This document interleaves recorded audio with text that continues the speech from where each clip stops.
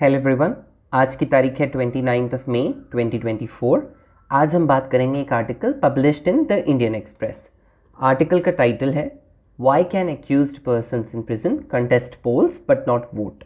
हम इसमें जानेंगे what is the legal status of the right to vote and the right to be elected and how does the law deal with those people who are imprisoned. The right to vote and the right to be elected are statutory rights. Means ये rights किसी statute से आती हैं, किसी law से आती हैं। 1975 में सुप्रीम कोर्ट ने इंदिरा गांधी वर्सेस राज नारायण केस में ये कहा था कि फ्री एंड फेयर इलेक्शंस जो हैं हमारे कॉन्स्टिट्यूशन के बेसिक स्ट्रक्चर का पार्ट है और कोई भी लॉ और पॉलिसी अगर इसको वायलेट करती है तो वो स्ट्रक डाउन कर दी जाएगी। Though free and fair elections have been placed on the highest constitutional pedestal, Supreme Court has held that right to elect and be elected do not enjoy the same status. मतलब कि right to elect and right to be elected are not part of the basic structure of the constitution. For instance, a 5-judge bench in 2006 in the case of Kuldeep Nair versus Union of India held that the right to vote or the right to elect as it was called is pure and simple a statutory right. मतलब कि ये किसी statute से आ रहा है। This means voting is not a fundamental right and it can be repealed. अगर किसी को वोट नहीं करने दिया जा रहा है तो वो सुप्रीम कोर्ट नहीं जा सकता because it is not a constitutional right. The same was held for the right to be elected by the bench, ruling that laws enacted by the parliament could regulate both these statutory rights. क्योंकि statute जो है उसको regulate करने की power हमारे parliament के पास है। Bar against contesting elections only after conviction. Representation of people act जो कि हमारे इलेक्शंस को गवर्न करता है 1951 का, उसका सेक्शन 8 जो है is titled disqualification on conviction for certain offences. Suppose a person is convicted of any of the offences in the exhaustive list provided in the provision. In that case, they will be disqualified from elections or in the parliament or state legislature from the date of conviction. अब उनकी अगर कोई भी proceedings चल रही है court में उस टाइम पे वो बिल्कुल भी डिस्क्वालिफाइड नहीं रहेंगे and face further a 6-year disqualification from contesting in elections beginning from the date of their release.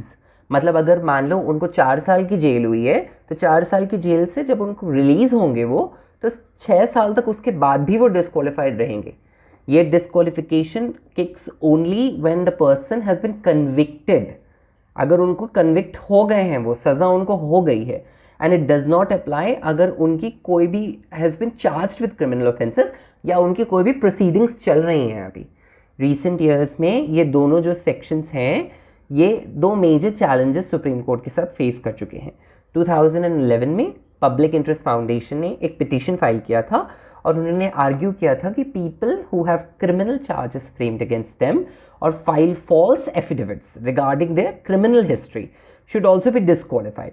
मतलब कि अगर उनके अगेंस्ट कोई भी क्रिमिनल चार्जेस फ्रेम कर दिए गए हैं बाय द पुलिस या उन्होंने अपनी क्रिमिनल हिस्ट्री में फॉल्स एफिडेविट दिया है तो दे शुड बी डिस्क्वालिफाइड। लेकिन 5-जज बेंच ने ये कहा कि ये तो रिप्रेजेंटेशन ऑफ पीपल एक्ट के अंदर आता है तो legislature can only alter the act.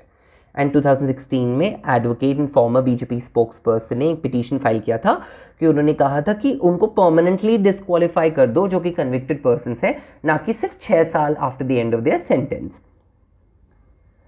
This case is still ongoing and November 2023 में एपेक्स कोर्ट ने delay and has taken the note of the delay in the cases against MPs and MLAs and have ordered the Chief Justice of all High Courts to register a suo motu case titled Designated Courts for MPs and MLAs for High Courts to issue directions for expeditious and effective disposal of these cases.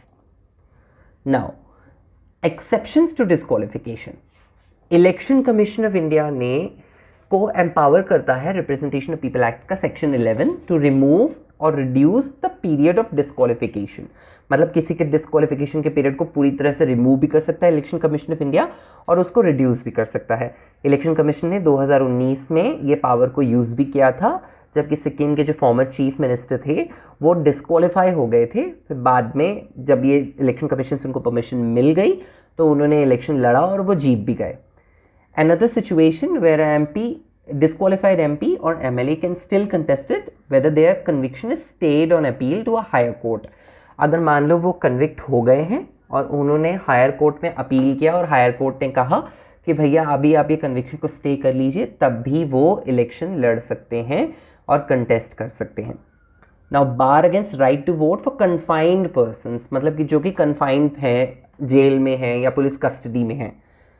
Representation of people act का section 62 provide करता है एक series of restrictions on the right to vote, including sub clause 5 which states in broad terms, no person shall vote at any election if he is confined in a prison, whether under a sentence of imprisonment or transportation or otherwise, or is in the lawful custody of the police.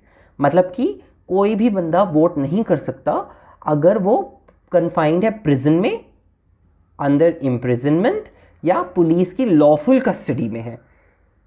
Lawful custody मतलब कि उसने कोई भी crime किया होगा, उसको custody मिली होगी police को, ठीक है, कोर्ट से मिली होगी, with an exception provided for those in preventive detention. आप जानते हैं कि हमारे कॉन्स्टिट्यूशन में प्रिवेंटिव डिटेंशन अलाउड है. This provision effectively bars every individual who had criminal charges framed against them from casting their votes unless they have been released on bail or have been acquitted.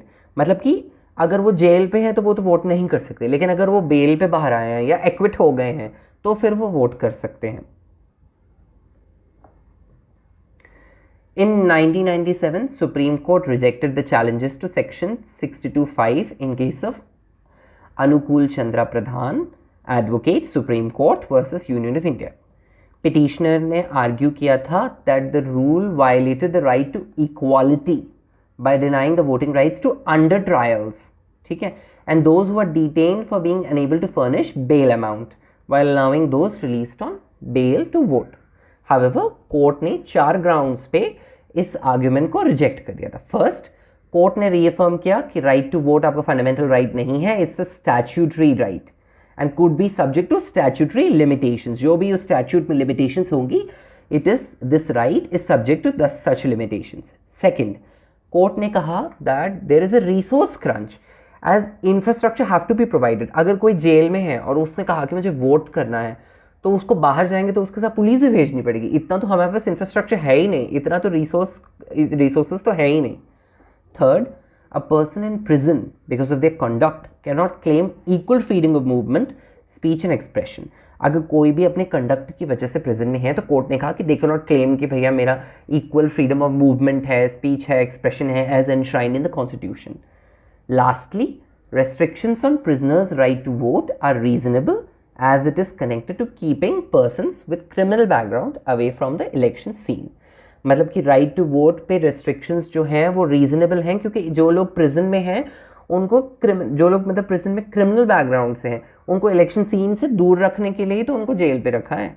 This decision has been relied upon by the supreme court in 2023 and the Delhi High Court in 2020 in the recent past to dismiss pleas seeking right to vote for prisoners.